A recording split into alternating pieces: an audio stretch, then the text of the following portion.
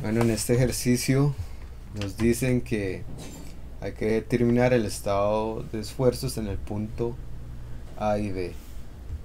Aquí lo importante considerar es que, digamos, este momento de 1000 kN tiene una inclinación respecto al punto, al centroide más bien de este sistema.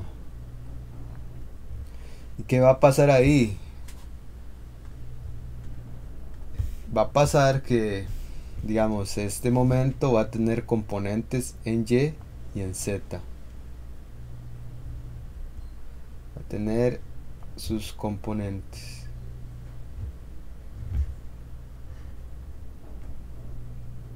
Cuando esto pase, entonces, ¿qué vamos a tener que hacer? Vamos a tener que calcular. Todo está en base a que nosotros usamos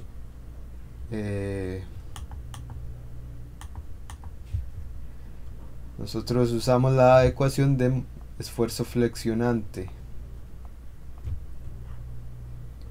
¿Y qué decimos? M por C entre la inercia. Quiere decir que vamos a tener una ecuación.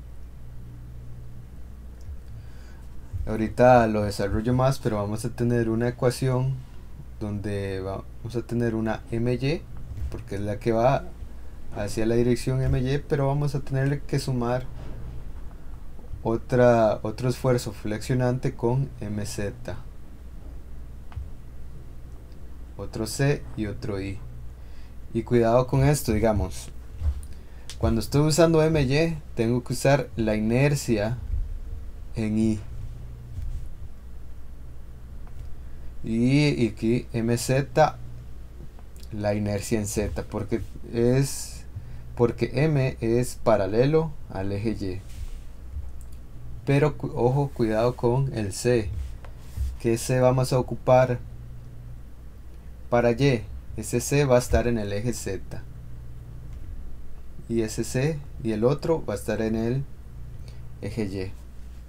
Entonces nada más tener ese cuidado. Entonces hay que comenzar a calcular centroides con respecto a un lado. Aquí está fácil, digamos, para a lo que yo le llamo Z techo, que si yo lo veo así, yo voy a tomar como referencia este punto de acá. Entonces, ¿cuál es la distancia desde esa referencia hasta el centroide? Tengo que fijarme si es simétrico.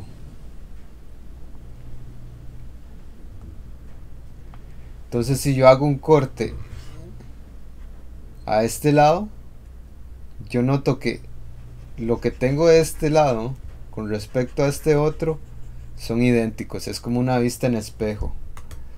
Entonces cuando eso sucede no tengo que usar la ecuación Y techito, la que habíamos visto en clases anteriores. Entonces ahí nada más ya puedo decir que Z techo es igual a 150 milímetros. Entonces listo. Por ahí estamos bien. Ahora ocupo encontrar la distancia Y techo. Y puedo hacer lo mismo, o sea, trazo otra línea para ver si son simétricos.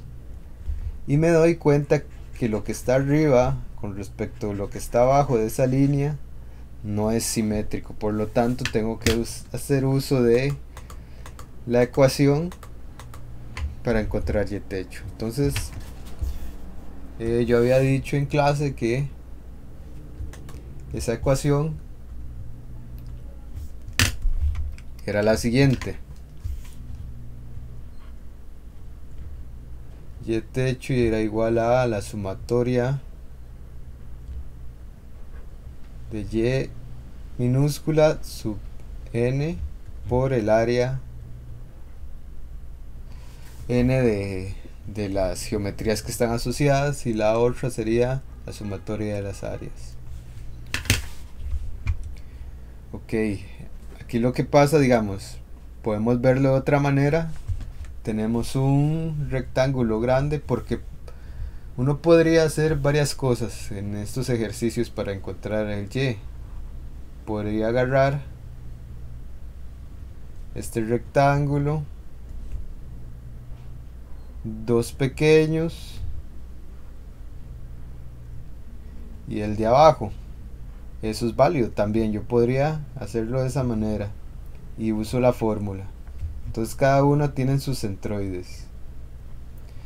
Y con respecto al suelo busco el y, su y minúscula n. Este sería y es 1, el otro sería y sub n2 y así vamos. Pero eso sería complicar un poco porque digamos son 4 figuras y para hacerlo más rápido yo lo puedo hacer por resta, por diferencia. ¿Qué va a pasar? Digamos, yo voy a decir que está un rectángulo grande y le voy a restar un rectángulo pequeño. O sea, yo voy a buscar el centroide del grande y le voy a restar el centroide de este pequeño. Entonces es venir acá,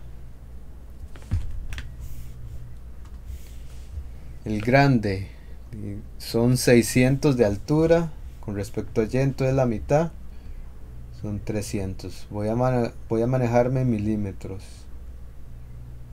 y el área serían 600 por 300. Ahora el siguiente es el cuadradito pequeño, que ese centroide, ¿a cuánto está? 150 menos la mitad de 150, que serían 75. Entonces 75 más 150. Y ojo aquí, es un menos, porque le estoy restando esa área del pequeño, porque es un vacío ahí. 225. Voy a poner aquí. Esto es igual a 150 más 75. Ajá, correcto. Y ocupo el área de ese cuadrado, de ese vacío pequeño. 150 por 150. Entonces listo. Ahora abajo es igual, es una resta también. Ya lo dentro de paréntesis había dicho que era el área. 150. Y a mí esto me dio que son 310,7 milímetros. Listo. Y aquí tengo el otro, el de Z. Ahora necesito calcular las inercias. Aquí yo puse primero la inercia de Z, o sea, la inercia, voy a poner otro color, la inercia en este eje. Entonces tengo que usar y techo. Ajá, voy a usar y techo en estos cálculos, porque también necesito usar el teorema de ejes paralelos, porque digamos el centroide, bueno, va a haber una diferencia entre el centroide del sistema que es en Z con respecto a los demás geometrías. Pero entonces uno comienza, como son rectángulos, son base por altura a la 3 entre 12. Entonces recordemos de nuevo, de la figura grande, la base siempre va a estar paralela al eje de interés. En este caso el eje de interés es Z. ¿Cuál es la base del grande? 300. 300 milímetros. Y la altura 600 a la 3 más, y uso este más porque lo que estaba comentando del teorema de ejes paralelos, que dice que más el área de esa figura, 600 por 300, por la diferencia de, digamos, del centroide del sistema entre el centroide de la figura. Entonces este sería, el sistema ya lo habíamos calculado, 310,7 menos 300. Sí, 300. Y esto al cuadrado. Ojo que está al cuadrado. Y la diferencia, bueno, es la del cuadrado pequeño. Entonces otra vez vamos de nuevo. Es un rectángulo, 12. La altura, bueno, primero la base, la que es paralela a la base. Aquí está fácil porque ambas son iguales, la base y la altura. Entonces 150 por 150 a la 3. El área también está sencillo. Y esta es la diferencia. Vamos a poner otra vez ya techito. Menos 225 al cuadrado. Y esto me da, ojo que aquí todo lo estoy usando en milímetros, 5,21 por 10 a la 9 milímetros cuadrados. Si yo lo quiero convertir a metros, me queda 5,21 por 10 a la menos 3 metros cuadrados. Listo. Luego, para la inercia en Y, o sea, ahora vamos a buscar otro color. O sea, la inercia en este eje. Aquí vamos a ocupar el Z techito. Ajá. Pero ahí, digamos, tanto la geometría, bueno, el rectángulo grande como el pequeño tienen su centroide en ese mismo eje. Entonces no vamos a tener que usar el teorema de ejes paralelos. ¿Qué quiere decir esto? Que va a quedar de la siguiente manera. Va a quedar los 12 del grande. O sea, ahora la base del grande tiene que ser paralela a esta línea rosada. Y la base es 600. Y la altura son 300. A la 3 menos la del pequeño. Aquí sigue el mismo patrón. Como es un cuadrado, de ahí no hay problema. A mí me da que esto es 1,31 por 10 a la 9 milímetros a la 4 pasado a metros. Es parecido al anterior, a la menos 3, 4. Ahí está. Bueno, ahí ya encontramos las inercias, que es importante, pero ahora es analizar esto. Yo les había comentado que íbamos a tener componentes de este momento M. Entonces una componente va en Y y otra en Z. Entonces aquí hice la división. Entonces aquí puse la componente MZ. A ver si estoy equivocado, sí, MZ. Y este sería MY. Entonces aquí nada más puse en el primer recuadro como cuáles son los efectos que generaba ese momento. Primero puedo calcular ese momento con coseno de 30, ¿sí? son 30 grados, estos son 1000 kilonewton metro, entonces 1000 por coseno de 30 me dan 866 kilonewton metro. Bien, y va en esta dirección. Entonces, con regla de la mano derecha, con mi pulgar hacia la derecha, veo que lo que está arriba del eje Z está en tensión y lo que está abajo está en compresión. Si yo uso mis dedos, pongo mi pulgar a la derecha y veo como la condición de mis dedos. Entonces, en esa sección transversal de arriba van saliendo y abajo irían entrando mis dedos.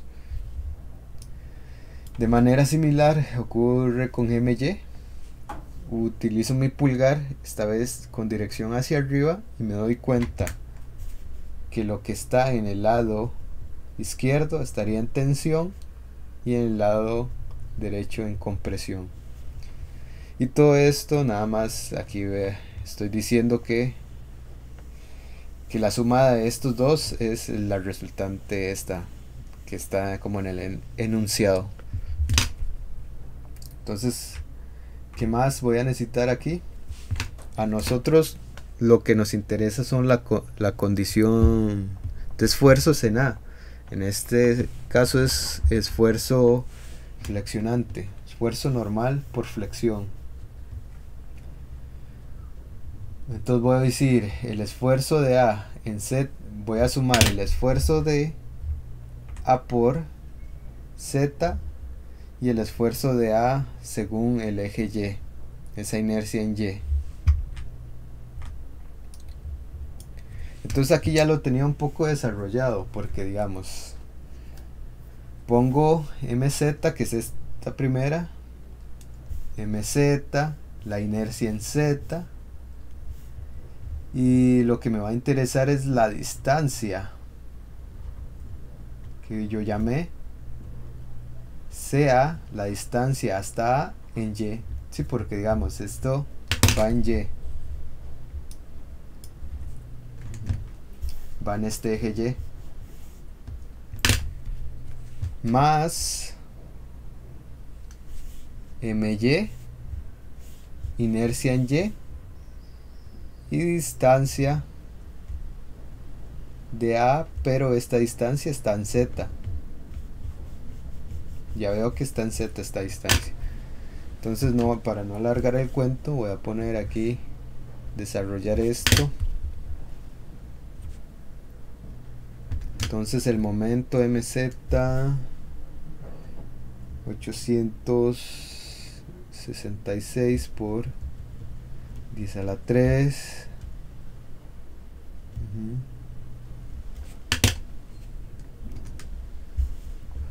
Esta es una diferencia porque yo esto sí lo conozco.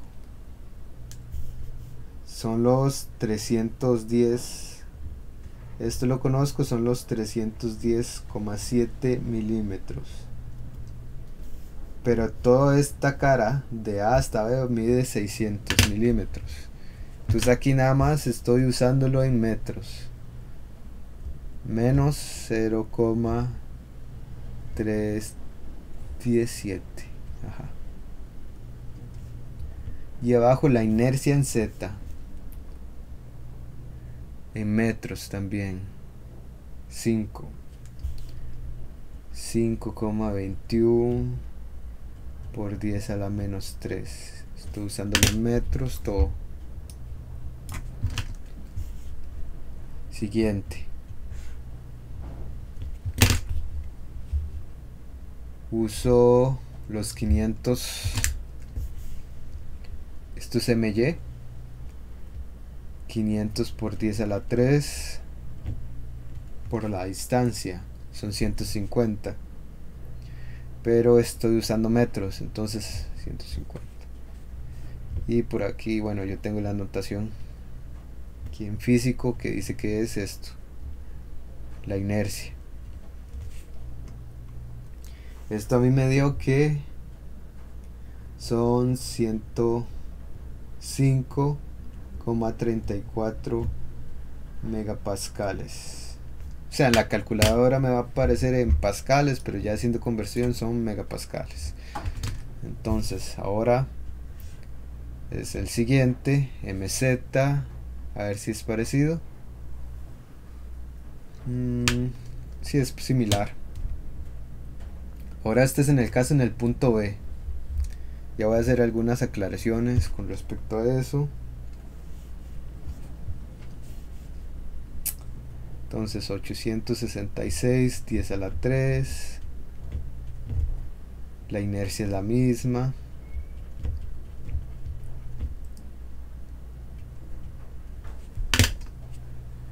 Aquí no hay mucha ciencia, es como... Voy a copiar esto mismo. Nada más tengo que tener el cuidado con las distancias. Esta distancia al rato no es la misma, voy a verificar.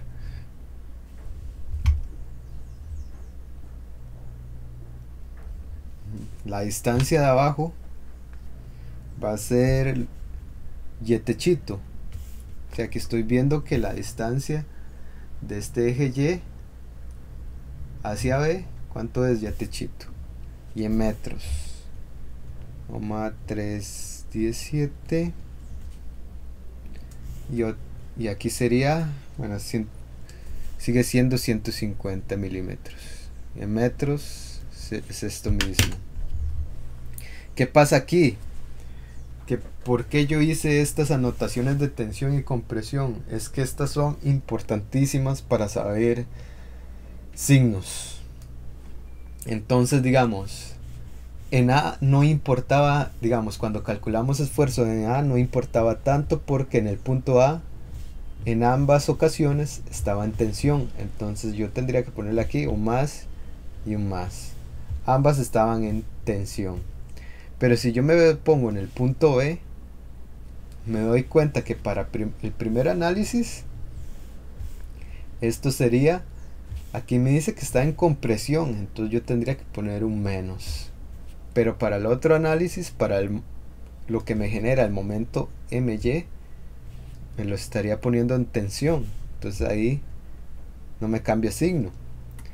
Pero esto es lo importante, que cuando está en compresión yo lo voy a poner un signo menos. En el libro Hiveler, como la ecuación viene un menos, se tiende a confundir. Yo prefiero hacerlo de esta manera, interpretar cómo viene la condición de esfuerzo y ya pongo ese menos. Bueno, esto me dio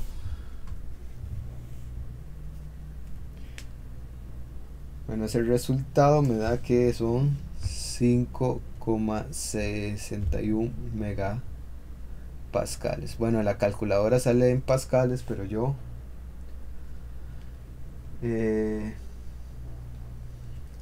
sale en megapascales. Digo, sale en pascales, pero haciendo conversión a megapascales da eso mismo. Y este sería la respuesta para este ejercicio. Entonces, a ver, voy a hacerlo de nuevo rápidamente porque puede ser que haya olvidado algo.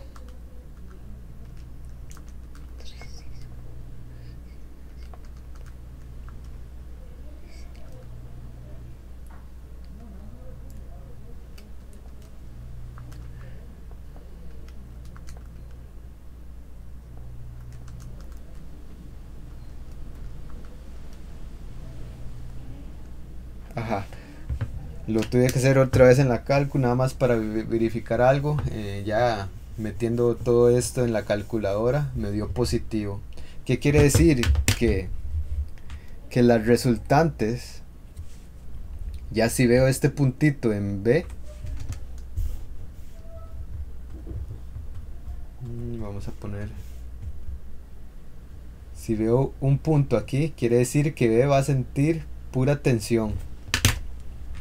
A pesar que hay un efecto que lo está comprimiendo, lo que va a sentir mayormente es tensión. Va a poner, va a sentir tensión. Y ese sería como el resultado de este ejercicio 2 de la semana 9.